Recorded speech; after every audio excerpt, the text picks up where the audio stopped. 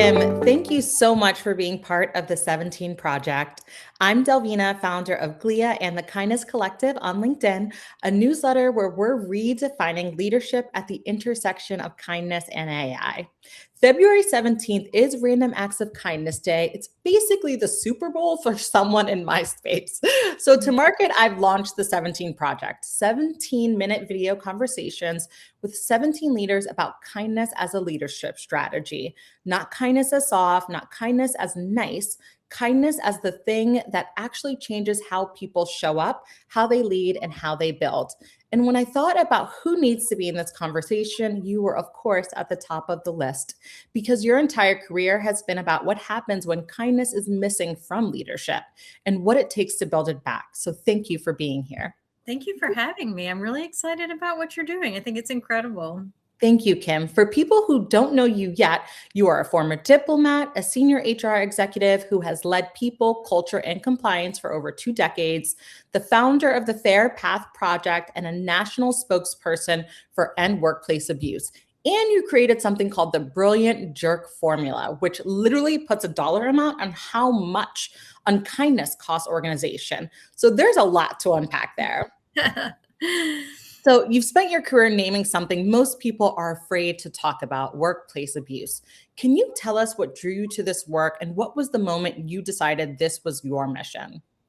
Yeah. And so, working in HR, it's some of the most meaningful work I think someone can do because you're often there on people's best days where you're delivering good news. And sometimes you're there on people's absolute worst days. Either they're sharing illnesses or they're dealing with a discipline issue, their careers are threatened. And so you see how deeply impacted people are by their work. And for me, I was fortunate to start out in the State Department where, I worked around folks that were pretty high integrity and they didn't care about power structures in the sense if something bad was happening, they would speak up to it.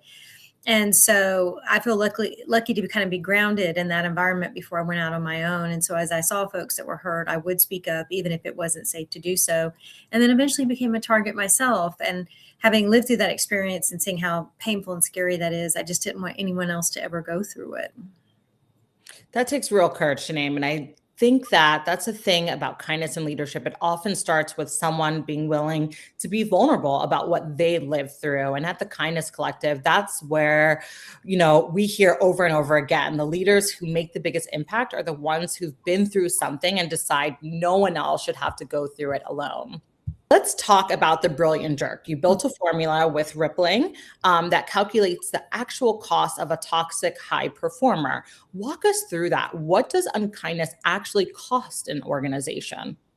Yeah. And so, a lot of times when we think about someone who's really mean at work or they think about the damage they're done, it's just nebulous. It's really hard to kind of wrap your arms around. But when we look at like some of the big consulting companies that have been really investing quite heavily in tracking the ROI on performance, the ROI on engagement, which are really closely related, there's actually been these numbers that have been floating around for a really long time that say, if you have a highly engaged employee, a happy employee, a productive employee, you're getting a 90% return on the investment you make through their salary and their benefits. So let's just say, for simplicity's sake, you're paying somebody $100,000 a year. You're getting about $90,000 back after dental visits and water cooler and all that other stuff. An average employee tends to hover around 60%. And one that is really hating life, just absolutely miserable, is really hovering around 30%. And so if you're being abused at work, there's so much research now that is showing that folks, when they enter into flight or fight, when they've been humiliated, they can't concentrate, they go into cognitive decline, they can't sleep, their cortisol is pumping, and it's going to affect their performance. And so when we start applying that to actual salary data, and this is what the brilliant thing that Rippling did, is because they can tie performance management to the actual salary information. And so we came up with an automated system that would run through 360s. And we use myself as an example. So I won't even say I was a brilliant jerk, just a jerk. And so we applied the normal logic of, I went in and said, I'm amazing in my review. I gave myself a 5 out of 5. I contacted my boss and I asked him to also give me a 5 out of 5 because we know that jerks only stay around if they're protected. And it's usually their boss that's holding them there for some reason. And then I asked 2 of my peers and 3 of my direct reports to give me a scathing review.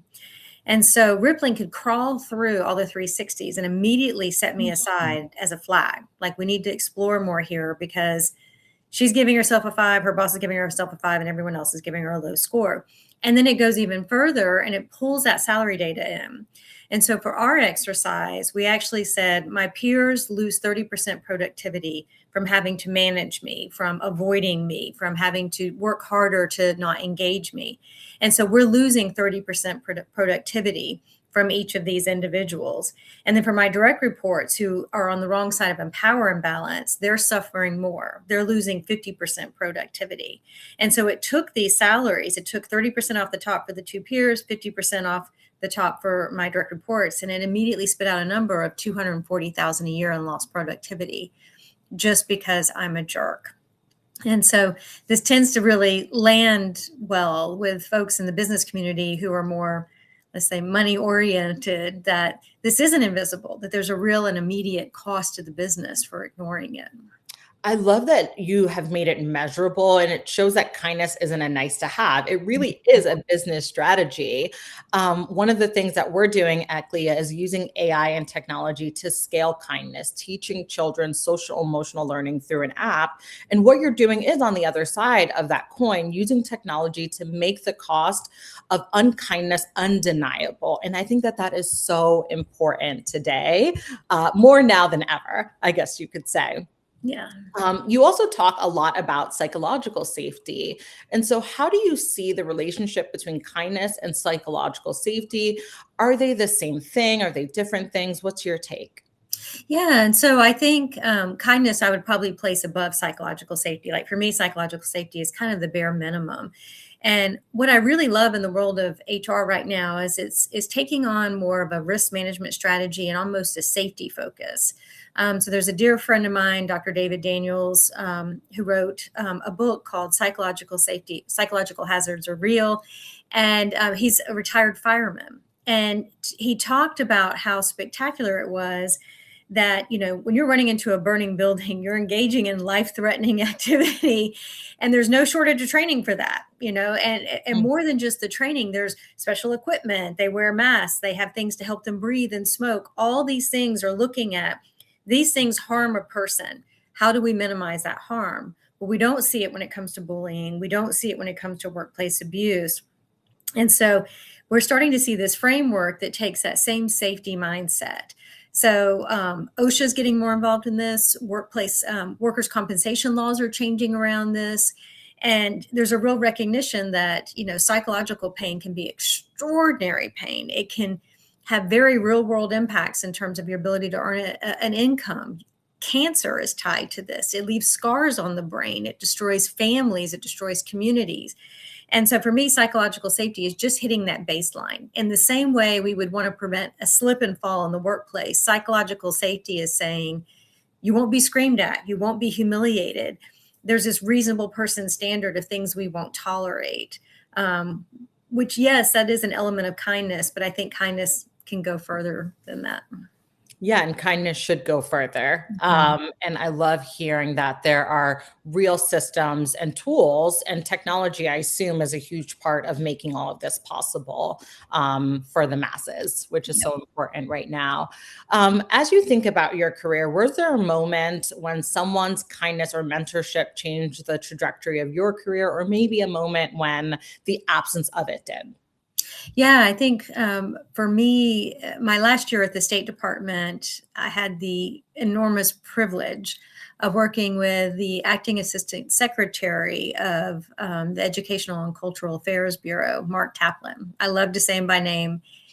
He is one of the most incredible people I've ever met in my life. Brilliant man, intimidatingly so. I remember when I first worked for him, like, I was almost afraid to speak because everything he said was so incredibly elegant and sophisticated. And he had this long, distinguished career where he'd accomplished all these amazing things. And I was his special assistant. So I was with him all day. And it didn't matter if a prime minister was coming into his office or the cleaning lady. He spoke to everyone exactly the same. And when I first started with him, he was coming into a position where morale was some of the lowest, not just for the State Department, but for the entire government. It was really not performing well. And he turned everything around in 1 year. And in every interaction, he did it with kindness and humor. And so it was life changing for me. And even today, when I'm in a difficult situation, I think, what would Mark Kaplan do? And that's my North Star. I love that. I feel like we all have a Mark Kaplan in Yeah. our lives. I have Yes. a few, so I won't name them because Yeah. some of them are, they'll be like, why didn't you say me? But Yeah. about my career and pivotal moments in my career, whether it was surviving the pandemic or Mhm. becoming a new mom, I oftentimes think of the kindness that was always present in the roles that I've had and the individuals and the people like Mark Kaplan, excuse me, who were kind through and through, Yeah. not just publicly, but behind closed doors, Mhm. the way that they spoke to you and the way that they truly knew you as an individual and not just an employee. And I think that that makes all the difference in the workplace today. 100%. So Yeah. you started your career as a diplomat. Now you're testifying before a state legislator, excuse me. I'm going to start that one over. You started your career as a diplomat. Now you're testifying before state legislators to change laws around workplace bullying. That's a very different kind of diplomacy, excuse me. How did that journey shape how you think about kindness and power? Yeah. I love that you say kindness and power because I do think kindness is power. And I think, whenever, part of what made me so excited about what you say is my mantra in HR has always been everything we do is about kindness and courage. And I think those things are so linked. And I would love for people to reframe kindness, which is exactly what you're doing. And it's such a beautiful effort to say that, when I'm engaging in a really hard conversation or I'm speaking out about something that's uncomfortable or it's going to make a lot of powerful people very nervous and potentially open myself up to retaliation, that's a power move. That's a strength move. And I love that I can show up in that context as kind. To me, that means I'm strong. If I'm coming in and I'm feeling the need to lash out, be insecure, there's no power in that. There's no strength in that. There's no courage in that. And so for me, a lot of what drives my behavior, and honestly, if I could digress for one quick second, there was a study done recently that I find so fascinating about whistleblowers. It was an international study that said only 5% of people will ever report or blow the whistle on really serious things that are occurring because our brains are wired to treat social isolation as pain, as intense pain. So even though people see something, they won't necessarily say anything. And when they studied that 5% that will actually come forward, something else was more painful than that social isolation. And so for me, when I raised my hands and my hands were shaking and I was really terrified, the question that motivated me more than anything else is, who am I? Am I the kind of person who is the only one in a room who will say something when I know it's right or wrong? And the pain of not being that strong person, the pain of not being someone with integrity was more painful than the social isolation or the pushback. And so for me, every act of courage is an act of kindness.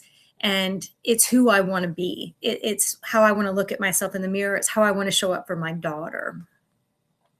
I mean, I love what you're saying. And, you talked about kindness and power. And oftentimes we see kindness as a vulnerability, excuse me, Mhm. as something that we should shy away from. And I think that, you mentioned your daughter very briefly, and I have a 4-year-old. And one of the things that we're teaching her every single day is how do you be kind in your home, out in your community, in your classroom. She's become quite the teacher's helper because she's like, sometimes the kids are not listening, and that includes herself. And she tries to find ways to help people and to be the helper. Someone jokingly called me. They were like, "Are you trying to be Mr. Rogers?" And I'm like, "Ms. Rogers."